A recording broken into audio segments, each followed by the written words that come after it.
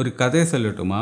எனக்கு ஒரு ஃப்ரெண்ட் இருக்கு. அவனுக்கு நல்ல சேலரி இருக்கு, நல்ல ஜாப் இருக்கு. ஆனால் மந்த் எண்ட் ஆகும்போது அவன் கடன் வாங்கிட்டு தான் லைஃப் ஓட்டணும். சேலரி கிடைக்கும் போது அதெல்லாம் கொடுத்து முடிப்பாங்க. நம்ம சொசைட்டியில் நல்ல சேலரி இருக்கிறவங்களா இருந்தாலும் சரி, அவங்களோட லைஃபும் பெரிய டைப்பாக இருந்தாலும் சின்ன டைப்பாக இருந்தாலும் ஏதோ ஒரு கடத்துக்கு நடுவில் தான் ஓடுது. அவங்க கையில் வரண மணி எப்படி மேனேஜ் பண்ணணும்? இது அவங்களுக்கு ஸ்கூலிலும் அதே மாதிரி வீட்டிலிருந்து எல்லாம் எஜுகேஷன் கிடைக்கல, இன்ஃபர்மேஷன் கிடைக்கல.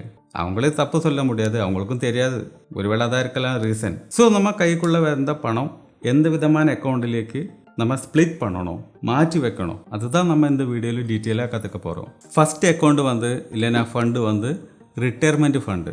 உங்களுக்கு சேலரி இருந்தாலும் சரி, எந்த விதமான இன்கம் இருந்தாலும் சரி, அந்த அமௌண்ட்டு உங்கள் கையிலுக்கு வர்றதுக்கு முன்னாடி இல்லைன்னா உங்கள் அக்கௌண்ட்டுக்குள்ளே வர்றதுக்கு முன்னாடி அந்த அமௌண்ட்டிலிருந்து ஒரு 5 to 15% கண்டிப்பாக அது உங்கள் ரிட்டையர்மெண்ட் ஃபண்டுக்குள்ளே இல்லைன்னா ரிட்டையர்மெண்ட் அக்கௌண்ட்டுக்குள்ளே கண்டிப்பாக போயிருக்கணும். ஏன்னா ஏஜ் ஆன டைமில் உங்களுக்கு விருப்பப்பட்ட மாதிரி வாடுறதுக்கும் நல்ல ஹெல்த் கேர் கிடைக்கிறதுக்கும் சந்தோஷமாக வாடுறதுக்கும் எல்லாத்துக்கும் உங்களுக்கு இந்த அமௌண்ட் தேவைப்படும். இந்த வீடியோ பார்க்குறவங்க ஒரு 20, 30, 40 அந்த ஏஜுக்குள்ளே ஆவராக இருந்தால் கண்டிப்பாக நீங்கள் இந்த ரிட்டையர்மெண்ட் ஃபண்டை பற்றி நல்லா டீப்பாக யோசிக்கணும். இந்த மாதிரி ஃபண்டு உங்களுக்கு இல்லைன்னா நீங்கள் வாழ்க்கை பூரா, அதாவது உங்களோட டெத்து வரைக்கும் நீங்கள் வேலை பண்ணிட்டு தான் இருக்கணும். உங்களுக்கு ரெஸ்ட்டே கிடைக்காது.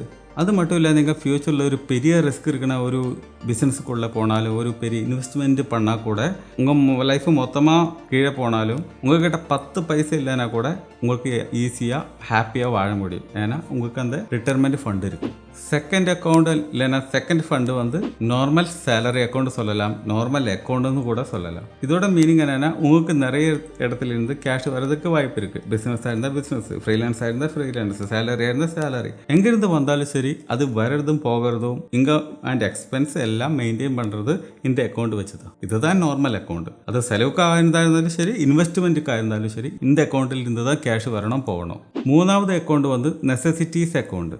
நெசசிட்டிஸ்னால் மினிமம் உங்களுக்கு ஃபுட்டு, ஷெல்டரு, ட்ரெஸ்ஸு, ஹெல்த்து கேரு, அதே மாதிரி உங்களுக்கு வாட்டர் கட் ஆகக்கூடாது, கேஸு கட் ஆகக்கூடாது, கரண்ட்டு கட் ஆகக்கூடாது, வாடகை கொடுக்காததுனால ஹவுஸ் ஓனர் இங்கேருந்து போயிடுங்க அப்படி கூட சொல்லக்கூடாது. அந்த மாதிரி நெசசிட்டிஸு அதுக்கு தான் நீங்கள் இது யூஸ் பண்ணணும். இது இல்லைன்னா உங்களால் வாழ முடியாது. அது என்னது? அதுதான் உங்களோட நெசசிட்டிஸ். ஸோ அதுக்காக தான் அந்த அமௌண்ட்டு யூஸ் பண்ணணும். ஸோ நெசசிட்டிஸ் ஃபண்டு அக்கௌண்ட் அப்படி ஒரு அக்கௌண்ட் நீங்கள் ரெடி பண்ணணும். அதுக்குள்ளே இந்த அமௌண்ட்டு போட்டுகிட்டே இருக்கணும். எவ்வளோ உங்களால் போட முடியுமோ அது உங்களோட இஷ்டம். இந்த நெசசிட்டிஸ் அக்கௌண்ட்டு மெயின்டைன் பண்ணுறதுக்கும் முன்னாடி சொன்ன மாதிரி ஒரு நீட்ஸ் அண்ட் வாண்ட்ஸு டிஃப்ரென்ஸ் உங்களுக்கு கண்டிப்பாக தெரியணும். உங்களுக்கு எது நீடாக இருக்கும், எது வாண்டாக இருக்கும், அது நல்லா தெரிஞ்சால் தான் இது ஈஸியாக பண்ண முடியும். இப்போ உங்களுக்கு ஃபுட்டு வேணும், பசி இருக்குது. ஸோ பசிக்காக நீங்கள் சாப்பிடும்போது அது பசிக்காக ஃபுட்டு தான். இல்லைன்னா அம்பானி சாப்பிட்ற மாதிரி ஒரு ஃபுட்டுன்னு அதோட மீனிங் இல்லை. பசிக்கக்கூடாது, ஜஸ்ட் அந்த மாதிரி ஒரு ஃபுட்டு. நாலாவது அக்கௌண்ட்டு இல்லைன்னா நாலாவது ஃபண்டு என்னென்னா எமர்ஜென்சி ஃபண்டு. இப்போ உங்கள்கிட்ட ஒரு 10 crore உங்கள் பேங்க் அக்கௌண்ட்டில் இருந்தால் கூட உங்களுக்கு ஒரு எமர்ஜென்சி அக்கௌண்ட் கண்டிப்பாக தேவைப்படும். ஏன்னா உங்களுக்கு ஒரு 10 crore உங்கள் பேங்க் அக்கௌண்ட்டில் இருந்தால் கண்டிப்பாக அது நீங்கள் சும்மா லிக்விட் மணியாக வைக்க மாட்டான். நீங்கள் மோஸ்ட்லி என்ன பண்ணுவீங்க, அதை எடுத்துக்கிட்டு ஃபிக்ஸட் டெபாசிட்டாக போடுவாங்க. இந்த ஃபிக்ஸட் டெபாசிட்டாக போட்டால் என்ன பிரச்சனை தெரியுமா? அது லிக்விடாக நம்மளால் அவ்வளோ சீக்கிரம் எடுக்க முடியாது. அது லிக்விட் மணியே இல்லை. ஆக்சுவலி நம்ம எடுக்கும்போது அது ஓவர் டிராஃப்ட் மாதிரி தான், அது கடன் மாதிரி தான் வரும். லாஸ்ட்டு நமக்கு அக்கௌண்ட்டில் கேஷ் இருந்தால் கூட அதிலிருந்து நம்மளால் 10 பைசா எடுக்க முடியாது ஃபிக்ஸட் டெபாசிட்டாக போட்டால். ஸோ எமர்ஜென்சி ஃபண்டுனா அது லிக்விட் மணியாக இருக்கணும், ஈஸியாக ஆக்சஸ் பண்ண முடியணும். ஒரு எக்ஸாம்பிள் சொன்னால், உங்களோட கார் கம்ப்ளைண்ட் ஆகிடுச்சு, இல்லைன்னா உங்களுக்கு ஒரு ஆக்சிடென்ட் நடந்துருச்சு, உங்களை ஹாஸ்பிட்டலுக்கு கொண்டு போகணும், உங்கள் ஃபேமிலியில் யாராக்காவது ஏதாவது ஒரு பிரச்சனை வந்துருச்சு, ஹாஸ்பிட்டலுக்கு கொண்டு போகணும். ஸோ இந்த மாதிரி சிச்சுவேஷன்ஸ் எல்லாம் வரும்போது அது யூஸ் பண்ணலாம் அந்த அமௌண்ட்டு. அதுக்கு தான் எமர்ஜென்சி ஃபண்டு. அந்த வேர்டு மீனிங்கு மாதிரி தான். அது எமர்ஜென்சி சிச்சுவேஷனில் மட்டும் யூஸ் பண்ணணும். நீங்கள் இப்போது சிங்கிளாக இருக்கும்போது உங்களுக்கு எவ்வளோ எமர்ஜென்சி ஃபண்டு இருக்கும் வேணும்னு நீங்கள் யோசிக்கிறீங்க. அது விட்டு அதிகம் உங்களுக்கு ஒரு ஃபேமிலியாக இருந்தால் கண்டிப்பாக இருக்கணும். ஸோ எமர்ஜென்சி ஃபண்டோட சைஸு பெருசாக இருக்கணும். நீங்கள் எமர்ஜென்சி ஃபண்டு பில்டு பண்ணி முடிச்சிங்கன்னா கண்டிப்பாக நீங்கள் நெக்ஸ்ட்டு பார்க்க வேண்டியது கடன் தான்.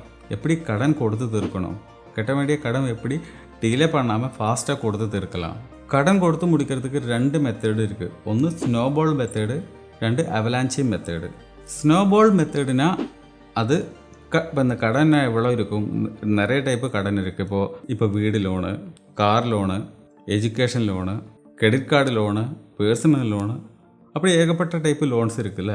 ஸோ அதில் எவ்வளோ ஃபாஸ்ட்டாக கொடுத்து முடிக்க முடியும், எந்த அமௌண்ட்டு சின்னதாக இருக்கும், கடன் அமௌண்ட்டில் எந்த அமௌண்ட்டு சின்னதாக இருக்கும், அதுக்கு இம்பார்ட்டன்ஸு ஃபஸ்ட்டு கொடுத்துக்கிட்டு பெரிய அமௌண்ட் இருக்கும்போது அதுக்கு இம்பார்ட்டன்ஸு லாஸ்ட்டு கொடுக்கணும் ஒரு மெத்தடு தான். இப்போ ஃபாஸ்ட்டாக எந்த கடன் கொடுத்து முடிக்க முடியும், உங்களால் க்ளோஸ் பண்ண முடியும். அது சின்ன அமௌண்ட்டாக இருந்தால் ஃபாஸ்ட்டாக க்ளோஸ் பண்ண முடியும்ல. ஸோ அதுக்கு ஃபஸ்ட்டு இம்பார்ட்டண்ட்டு. செகண்ட் எது ஃபாஸ்ட்டாக கொடுத்து முடிக்க முடியும், ஃபினிஷ் பண்ண முடியும். அப்படி லாஸ்ட்டு பெரிய அமௌண்ட்டு கூட கொடுத்து முடித்து அது க்ளோஸ் பண்ணுற மெத்தடு. அவலாஞ்சி மெத்தடு கொஞ்சம் ஆப்போசிட் தான். ஆனால் இந்த மெத்தடு இதே தான். எப்படின்னா அது எவ்வளோ அமௌண்ட்டு பெருசு எவ்வளோ அமௌண்ட்டு சின்னது அது இல்லை, எவ்வளோ இன்ட்ரெஸ்ட்டு பெருசாக இருக்கும் அதே பொறுத்த வரைக்கும் தான் அந்த மெத்தடு அவலாஞ்சி மெத்தடு.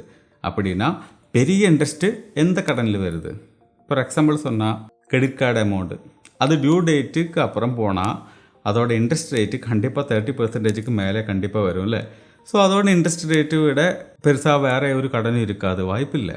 ஸோ அதுதான் ஃபஸ்ட் இம்பார்ட்டன்ஸு நம்ம கொடுத்து தான் ஆகணும். ஸோ கிரெடிட் கார்டு அமௌண்ட்டோட பேமெண்ட்டு தான் நீங்கள் ஃபஸ்ட்டு கொடுத்து முடிக்கணும். அதுக்கப்புறம் எந்த இன்ட்ரெஸ்ட்டு பெருசாக இருக்கும் அதுக்கப்புறம் அந்த இதில் தான் போகணும்.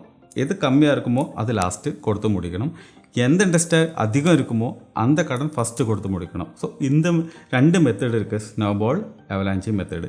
இந்த 2 மெத்தடில் உங்களுக்கு எது யூஸ்ஃபுல்லாக இருக்கும், எது சூட்டபுளாக இருக்கும்னு நீங்கள் யோசிச்சுட்டு தான் பண்ணணும். அது உங்கள் கையில் தான் இருக்குது. ஸோ இந்த மாதிரி 2 மெத்தடு இருக்குங்கிறது தான் நான் சொல்ல வந்தேன். 6th account 4 to 8 months salary payment. உங்களுக்கு சின்னதோ பெருசோ ஏதோ ஒரு பிஸ்னஸ் இருந்தால் கூட அதுக்குள்ளே நிறைய ஸ்டாஃப்ஸ் இருக்கும்ல. உங்களுக்கு பெரிய பிஸ்னஸ் இருந்தாலும் சின்ன பிஸ்னஸ் இருந்தாலும் உங்களுக்கு ஃபினான்ஷியலி கொஞ்சம் ஸ்ட்ரகிள்ஸ் எல்லாம் வர்றதுக்கு வாய்ப்பு இருக்குது. அது யாராக இருந்தாலும் அப்படி தான். இப்போ ஒரு ஸ்டோரி சொன்னால் மைக்ரோசாஃப்டோட ஃபவுண்டர் இருக்குது பில்கேட்ஸ் இல்லை. இப்போ பில்கேட்ஸோட ஒரு கதை சொல்கிறது என்னென்னா, அவங்க ஸ்டார்ட் பண்ண டைமில் யாருமே இன்வெஸ்ட்மெண்ட்டுக்காக வரல கம்பெனிக்குள்ளே. அதாவது இன்வெஸ்ட்மெண்ட்டு கிடைச்சாதான் பிஸ்னஸு கொஞ்சம் கூட பெருசு பண்ண முடியும். ஸோ இன்வெஸ்டிங் பண்ணுறதுக்கு எல்லாருக்கும் பயம். இந்த பிஸ்னஸ் நல்லா வருமா, நல்லா ரன் ஆகுமா, ப்ராஃபிட்டபுளாக இருக்குமா ஃப்யூச்சரில், எதுவுமே தெரியல. ஸோ ரொம்ப ப்ரெஷர் இருக்குது இந்த பில்கேட்ஸ் மேலே. ஸோ அவங்க என்ன பண்ண தெரியுமா, அவங்க கம்பெனியில் இருக்கிற ஸ்டாஃபுக்கெல்லாம் ஒரு 1 இயருக்கு கொடுக்க வேண்டிய சேலரி ஆல்ரெடி அந்த சேலரி அக்கௌண்ட்டுக்குள்ளே போட்டு வச்சுருக்கேன். கொடுக்கல ஆனால் போட்டு வச்சுருக்கேன். ஏன்னா எப்படின்னா இது ரெடியாக இருக்குது, எங்கள் கையில் ரெடியாக இருக்குது, கொடுக்கறதுக்கு பிரச்சனை எதுவுமே இல்லை. ஈஸியாக டைமுக்கு வரும்போது ஈஸியாக கொடுத்து முடிச்சிடலாம், அது ஒரு பெரிய விஷயமே இல்லை. அப்படி பண்ணும்போது ஸ்டாஃபுக்கு எல்லாரும் கான்ஃபிடென்ஸ் வரும். உண்மைதான், கம்பெனி ப்ராஃபிட்டில் தான், பிஸ்னஸ் நல்லா ஓடுது, அந்த ஒரு ஃபீலிங்கு ஸ்டாஃபுக்குள்ளேயும் வரும். பிஸ்னஸ்க்கு அது நல்ல ஒரு பெனிஃபிட்டாக இருக்கும். வெளியிருந்து பார்க்கும்போது எல்லோரும் ஹாப்பியாக இருக்காங்க. ஸோ பிஸ்னஸ் நல்லா இந்த ரீதியில் ஓடுது இல்லை, அதுதான் அதோட மீனிங்கு. ஸோ இன்வெஸ்டர்ஸை கூலிங் பண்ணுறதுக்கு அவங்கள கம்ஃபர்ட் பண்ணுறதுக்கு பில்கேட்ஸ் கண்டுபிடிச்ச ஒரு வழி தான் இது. ஸோ இந்த மாதிரி பிரச்சனை எல்லாம் உங்கள் பிஸ்னஸ்லையும் வரல. அப்போ கோவிட் எல்லாம் வரும்போது இதே மாதிரி தான் இல்லை. நீங்கள் சின்ன பிஸ்னஸாக இருந்தாலும் சரி, பெரிய பிஸ்னஸாக இருந்தாலும் சரி, ஒரு 4 to 8 monthக்குள்ளே அவங்களுக்கு கொடுக்க வேண்டிய சேலரி உங்களுக்கு ரெடி, அவங்க கையில் எப்போது ரெடியாக இருக்கணும்.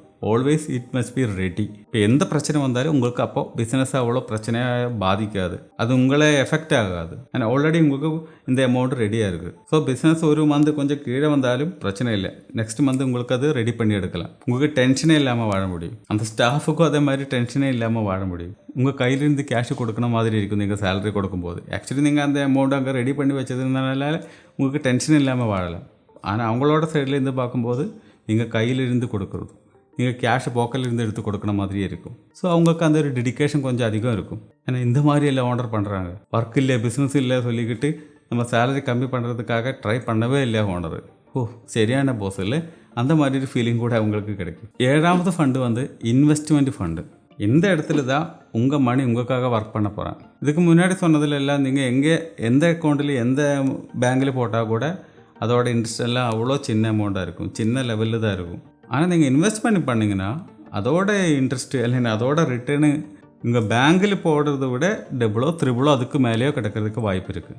ஸோ உங்களுக்கு எதில் நாலேஜ் அதிகம் இருக்குமோ அதில் நீங்கள் இன்வெஸ்ட் பண்ணிடுங்க. இப்போ ரியல் எஸ்டேட்டாக இருக்கலாம், பாண்டாக இருக்கலாம், செக்யூரிட்டிஸாக இருக்கலாம், ஸ்டாக் மார்க்கெட்டில் அதில் இருக்கலாம், எங்கே இருந்தாலும் சரி உங்களுக்கு எங்கே நாலேஜ் அதிகம் இருக்கும் அங்கே போய் நீங்கள் இன்வெஸ்ட்மெண்ட் பண்ணணும்.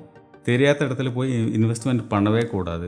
கண்டிப்பாக உங்கள் கேஷை போகும், டவுட்டே வேண்டாம். அப்போ சில பேர் கேட்குறதுக்கு வாய்ப்பு இருக்குது. இப்போ இந்த மாதிரி கடன் எல்லாம் இருக்கும்போது கடன் ஃபஸ்ட்டு கொடுத்து முடிக்கணுமா, இன்வெஸ்ட்மெண்ட்டு பண்ணணுமா? இப்போ கடனோட சைஸு பெருசாக இருந்தால் அது கொடுத்து முடிக்கிறது கொஞ்சம் கஷ்டமான வேலையாக இருந்தால் கண்டிப்பாக நீங்கள் அதுதான் ஃபஸ்ட்டு ப்ரையாரிட்டி கொடுக்கணும். ஆனால் உங்களுக்கு கடன் அவ்வளோ பெருசு இல்லை, அவ்வளோ பெரிய இன்ட்ரெஸ்ட் இல்லை, அது கொடுத்து முடிக்கலாம். அவ்வளோ பெரிய அமௌண்ட் இல்லைன்னா கொடுத்து முடிக்கலாம்ல. உங்களுக்கு ஒரு ஆவரேஜ் சேலரி இருக்குது, அப்போ பிரச்சனை இல்லை. அப்போ உங்களுக்கு இன்வெஸ்ட்மெண்ட்டும் அதே மாதிரி இந்த கடனை ஒரே டைமில் கொண்டு போக முடியும். പിന്നെ இதை விட ஸ்ட்ராங்கான ஒரு ஸ்மார்ட்டான வே இருக்குது. இந்த கடன் ஒரு இடத்துல போகும்போது இன்வெஸ்ட்மெண்ட் ஒரு இடத்துல கொண்டு போய்கிட்டு இந்த இன்வெஸ்ட்மெண்ட்லேருந்து கிடைச்ச அமௌண்ட் வச்சு அந்த கடன் கொடுத்து முடிக்கணும். அதெல்லாம் கொஞ்சம் ஸ்மார்ட்டாக விளையாட தெரியணும். இல்லாதவங்க பண்ணால் செட் ஆகாது. இப்போ முன்னாடி சொன்னால் இந்த மாதிரி 7 ஃபண்டு பில்டு பண்ண பிறகு ஏதாவது உங்கள் கையில் கேஷு பேலன்ஸ் இருந்தால் அது மட்டும்தான் நீங்கள் செலிப்ரேஷனுக்காக யூஸ் பண்ணணும். இல்லைன்னா யூஸ் பண்ணவே கூடாது.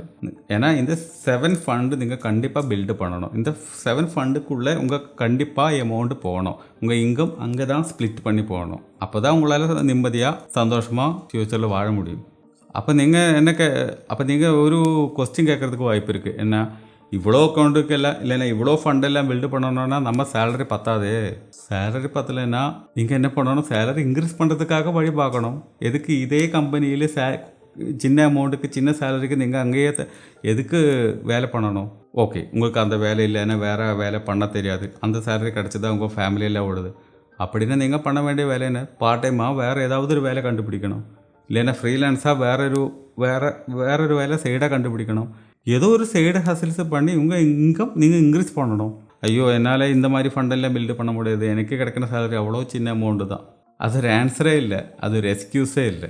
இங்கே இல்லைன்னா பில்டு பண்ணணும். கம்ஃபர்ட் ஜோனுக்கு உள்ளே இருந்து வெளியில் வந்துக்கிட்டு நீங்கள் கொஞ்சம் ஹார்ட் ஒர்க் பண்ண வேண்டியதாக இருக்கும், கொஞ்சம் ஸ்மார்ட் ஒர்க் பண்ண வேண்டியதாக இருக்கும். எல்லாராலும் இதெல்லாம் பண்ண முடியும். நீங்கள் ஒரே ஒரு சேலரியை மட்டும் நம்பி வாடுறது தான் அவ்வளோ பெரிய முட்டாள்தனம். உங்களுக்கு minimum 2-3 source of income minimum இருக்கணும். இல்லைன்னா லைஃப்பில் மொத்தம் நீங்கள் டென்ஷன் அடித்து வாழ வேண்டியதாக இருக்கும். ஸோ உங்களுக்கு யூஸ்ஃபுல்லாக இருக்கும்னு தான் நம்பணும். 1-2 வீடியோஸ் தான் இங்கேயும் எல்லாம் இருக்கும்.